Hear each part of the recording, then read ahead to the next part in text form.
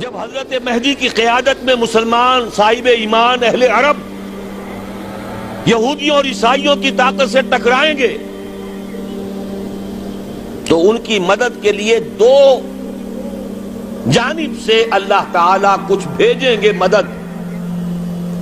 ایک تو آخری مرحلے میں مدد آئے گی حضرت مسیح عیسیٰ ابن مریم کا نزول، جو یہودیوں کی طرف رسول بنا کر بھیجے گئے تھے.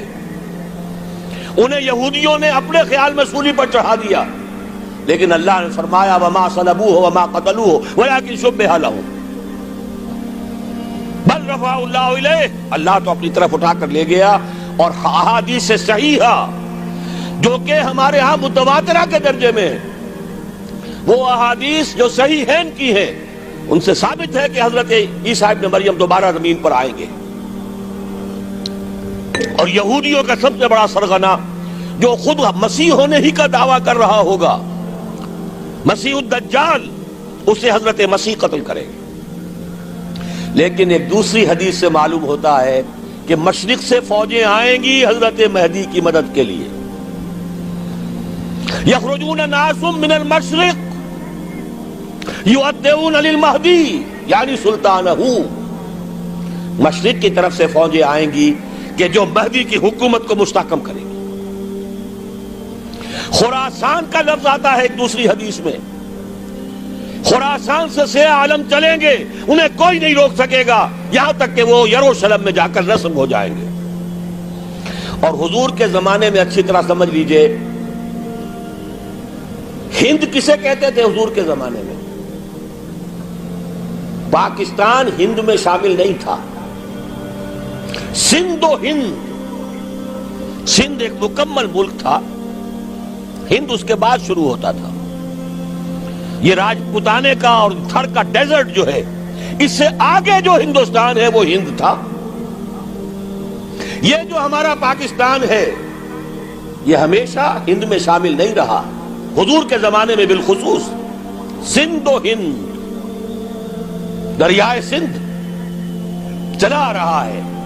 یہ ساری ٹریبیوٹریز جو پنجاب کے اندر اس کی ہیں، یہ سب ایک علیحدہ ملک ہے جو اس زمانے میں سندھ کہلاتا تھا. اور نمبر 2 یاد کیجئے، اس زمانے میں خراسان ایک علاقہ تھا جس میں موجودہ افغانستان کا 2/3، تھوڑا سا حصہ ایران کا، اور جہاں تک میں تحقیق کر سکا ہوں آج تک پاکستان کا بھی علاقہ، خاص طور پر مالاکنڈ ڈویژن جو اس خراسان میں شامل ہے.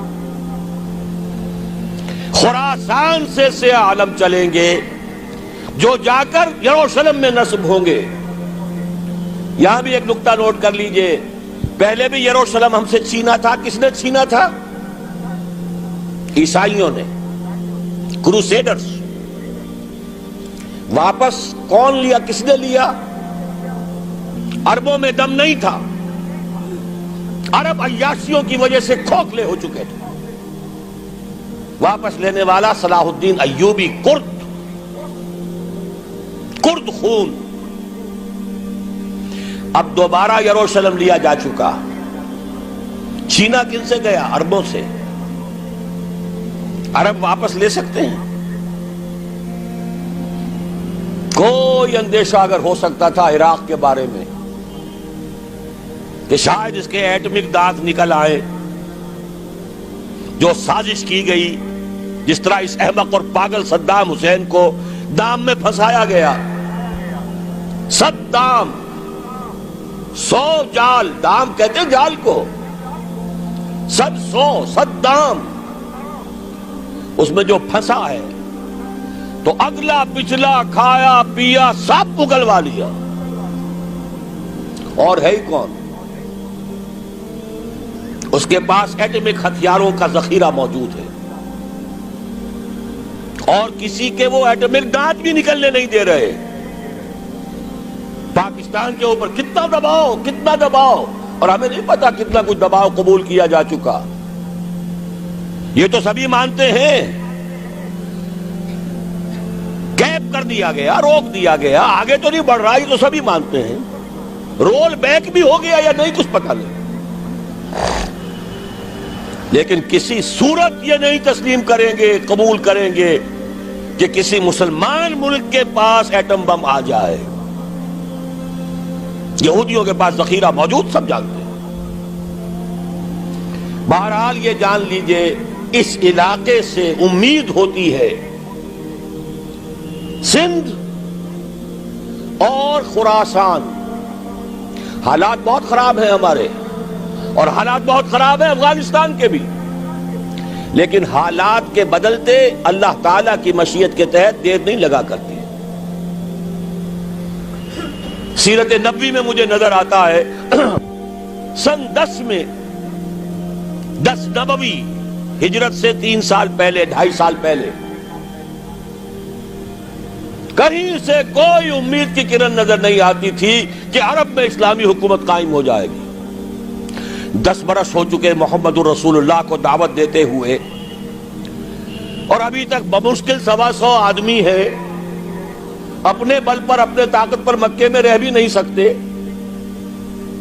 کیسے ہو جائے گا؟ کہاں سے ہو جائے گا؟ میں آج پوچھتا ہوں، کوئی سر بتائے کہیں سے کوئی امید کی کرن اس وقت نظر آتی ہے؟ اس ماحول میں لے جائیے. اگلے 3 سال میں کیا ہو گیا؟ پہلے سال 6، اگلے سال 12، اس سے اگلے سال 72، اور بیعت عقبہ ثانیہ، ہجرت، اور وہاں سے اب حضور کی طرف سے انیشیٹ شروع ہو گیا، انیشیٹو. تو ہم نہیں کہہ سکتے اللہ تعالیٰ کی قدرت، اللہ کی مشیت. یہ یقین ہے کہ دنیا کے خاتمے سے پہلے نظام خلافت قائم ہوگا اور تمام دنیا میں ہوگا. ظاہر ہے کہیں پہلے کسی ایک جگہ سے ہوگا، جیسے حضور کے زمانے میں ہوا. اگر بیک وقت پوری دنیا میں ہو سکتا تو حضور کے دست مبارک سے ہوتا. اگر حضور کے دست مبارک سے بھی ایک ملک میں ہوا، جزیرہ نما عرب میں ہوا، پھر حضور کے امتی ہیں نا، ابو بکر ہیں، عمر ہے، عثمان ہے، صحابہ کرام کی فوجیں نکلی ہیں، امتی ہیں. امتیوں کے ہاتھوں اس کی توسیع ہوئی. اب بھی یہی ہوگا، کسی ایک علاقے میں ہوگا. میرا گمان ہے، میں یہ یقین سے نہیں کہہ سکتا. گمان بھی میرا ان احادیث کی روشنی میں ہے جو میں نے آپ کو بتا دی اور موجود ہے اس کتابچے کے اندر. علامہ اقبال نے بھی انہی کے حوالے سے کئی کہا ہے، میرے عرب کو آئی ٹھنڈی ہوا جہاں سے، میرا وطن وہی ہے، میرا وطن وہی ہے. اس علاقے سے کچھ ہونے والا ہے اور ہوگا انشاءاللہ. میری زندگی میں نہ ہو، آپ کی زندگی میں نہ ہو، کوئی پرواہ نہیں. حضرت حمزہ تو شہید ہو گئے غزوہ احد میں. 5 سال کے بعد حضور مکے میں داخل ہوئے ہیں فاتح کی حیثیت سے. حضرت حمزہ کی نگاہوں نے، ان آنکھوں نے تو نہیں دیکھا، عالم ارواح میں اللہ نے کیا مشاہدہ کرایا ہوگا انہیں، وہ تو ہمیں معلوم نہیں. بعض صحابہ شہید کر دیے گئے مکے ہی میں. بہت بڑی کامیابی. اپنی جان لگا دیں، اپنے آپ کو کھپا دیں، اپنے آپ کو مٹا دیں. جس طرح روڑی کوٹ کر بنیادوں میں بھر دی جاتی ہے، ہماری ہڈیوں کا چورا بنا کر اور ہمارے خون کے اندر اسے گوندھ کر اگر وہاں ڈال دیا جائے، اس سے بڑی سعادت کوئی نہیں. اس پر تعمیر ہو خلافت علی منہاج النبوہ کی، ہم اس کی بنیاد کے اندر دفن ہو جائیں، یہی بہت بڑی سعادت ہے. لیکن یہ ہوگا. میں نے عرض کیا تھا کہ یقین ہے مجھے کہ ہوگا، اور ہر صاحب ایمان کو یقین ہونا چاہیے کہ ہوگا. باقی یہ کہ یہ آثار ہیں اور احادیث بھی ہیں، اور 400 برس کی تاریخ بھی بتاتی ہے کہ یہیں سے ہوگا. 1000 برس تک سارے مجددین امت عالم عرب میں پیدا ہوئے. 11ویں صدی کا مجدد اعظم شیخ احمد سرہندی کہاں دفن ہے؟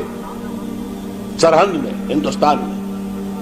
12ویں صدی کا مجدد اعظم شاہ ولی اللہ دہلوی کہاں دفن ہے؟ دہلی میں. 13ویں صدی کا مجدد اعظم سید احمد بریلوی، ان کی تو قبر بھی معلوم نہیں، لیکن ان کا خون جذب ہوا دریائے کنہار میں، اور ان کے سینکڑوں ساتھیوں کی لاشیں اس بالا کوٹ کے مقام پر. 14ویں صدی کے مجدد اعظم شیخ الہند، لیکن ان کے ساتھ ساتھ اتنے اعظم رجال علامہ اقبال جیسا مفکر، مولانا مودودی جیسا مصنف، مولانا الیاس جیسا مبلغ کہیں اور ہمیں دکھا دیجئے آپ۔ میں کل کہیں عرض کر رہا تھا، دیکھیے پہلے جو ہے 1000 برس تک ہر خیر ہندوستان میں باہر سے آ رہا تھا۔ معین الدین اجمیری باہر سے آ رہے ہیں، شیخ علی حجویری باہر سے آ رہے ہیں، سندھ میں جتنے اولیاء دفن ہیں سب کے سب باہر سے، ایران سے چلے آ رہے ہیں۔ لیکن جیسے ہی 11ویں صدی شروع ہوئی، ریورس ہو گیا آرڈر۔ اب سلسلہ مجددیہ نقشبندیہ اب ہندوستان سے نکل کر پھیل رہا ہے۔ پورا افغانستان، پورا ترکستان، تمام یہ ترک ریاستیں جو آزاد ہوئی ہیں ابھی USSR کے خاتمے کے بعد، یہاں تک کہ سائپرس، جزیرہ قبرص، پورا ترکی جو اب بھی ہے موجودہ ترکی، سلسلہ مجددیہ نقشبندیہ کہاں سے چلا؟ ہندوستان سے پھیل گیا پورے عالم اسلام۔ مفکر، علماء دین اور تمام علوم دینی کا مجدد شاہ ولی اللہ دہلوی، خالص ترین جہاد فی سبیل اللہ دور صحابہ کے بعد جماعت مجاہدین جام شہادت نوش کیا، سینکڑوں ہمارے مجاہدین۔ پھر 14ویں صدی میں اقبال جیسا مفکر، مودودی جیسا، دوبارہ دوہرا رہا ہوں، مصنف، مولانا الیاس جیسا مبلغ مجھے تو کہیں نظر نہیں آتا۔ تمام مسلمان ممالک آزاد ہوئے، کہیں اسلام کا نام نہیں لگا، نہ سیوکارنوں نے نعرہ لگایا، نہ کہیں کسی اور نے نعرہ لگایا۔ عربوں نے بھی عرب نیشنلزم کا نعرہ لگایا، اسلام کا نعرہ نہیں۔ تحریک پاکستان میں نعرہ لگا، پاکستان کا مطلب کیا؟ لا الہ الا اللہ۔ صبح عرض کر چکا ہوں، تحریک خلافت پوری دنیا میں کہیں نہیں، صرف بر عظیم پاک و ہند میں۔ اور کیسی تحریک خلافت کہ ہندو شریک ہوئے، گاندھی شامل ہوا، پورے ہندوستان کو جس نے گنجا دیا۔ یہ دوسری بات ہے کہ جب خود مصطفیٰ کمال نے ختم کر دیا تو اب کیا کرتے؟ مدعی سست گواہ چست۔ نوٹ کرنے کی بات ہے، کچھ آثار ہیں، 400 سال کی تاریخ ہے، بتا رہی ہے پاکستان کا قیام خود ایک معجزہ۔